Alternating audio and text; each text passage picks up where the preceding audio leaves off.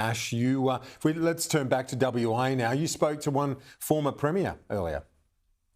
Yes, I had Colin Barnett, the former WA Liberal Premier, in the studio with me earlier, and I started by asking him for his view on how tonight would go, what sort of pass mark Libby Mettam would need to retain the leadership and really put the Liberals in a strong position for the next state election at 2029. Have a look. What sort of swing would the Liberals need tonight to get a pass mark and put them within striking range for the next state election in 2029? Well, I believe there will be a swing toward the Liberal Party. And I've been saying for the last 4 weeks that I believe the Liberal Party will probably win 10 seats off Labor. But there's possibly another 10 seats that will come into play. There's going to be a bit of volatility in this election result.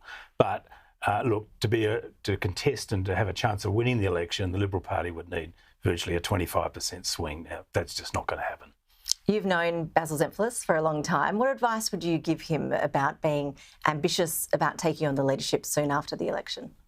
Well, I think Basil will be a huge addition to the Liberal Party, hopefully with another 10 or plus members. And I think Libby Mettam and Basil Zempilas would run rings around Roger Cook and Rita Saffioti as the two Labor leaders. But Basil's got to take his time. And he's got to get used to politics, and I think he and Libby will be the leadership team. Which one's the leader and which one's the deputy is up to them. Would it be a mistake to install him as leader too early? I think it would be wise of Basil to get used to being a member of Parliament. It's not obvious. And obviously to get out there and represent, hopefully, what will be his Churchlands electorate. And I think he'll do that. A federal election isn't too far away. Is it a mistake to extrapolate tonight's results when we look at some of those key federal seats the Liberals want to pick up, like Tangney, Bullwinkle, Curtin? No, I think there are some federal implications, and I suspect the Teals won't do so well. I would expect that Tom White, the Liberal candidate for Curtin, will win Curtin. He is an outstanding young man, and I think people recognise that in him. Bullwinkle, a new seat, yep, probably a Liberal victory. It's either going to be Liberal or National, so it's on the Conservative side. And Tangney's a seat that could be picked up. The others will be more difficult because they're new and younger Labor members. I think they will be hard to dislodge.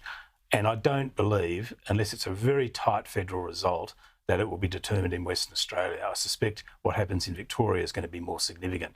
Unless it's a cliffhanger, and then simply because Western Australia is a few hours behind, it will be important. What sort of results are you expecting in regional areas of WA? Well, that is the wild card. There's real anger in country areas of Western Australia, probably similar to what's going on the East Coast. And there's a number of reasons for that. But I think you could well find that the anger is reflected in people voting away from the Labor Party, whoever else they vote for. And the reasons for that, there are changes to gun laws, there's changes to the electoral system, which takes away seats. There's the ban on sheep exports from Western Australia. It doesn't affect the East Coast, and a few other things. And I suspect that sentiment, which has grown, and Anthony Albanese as Prime Minister is becoming incredibly disliked in country WA. That could well replicate itself on the East Coast.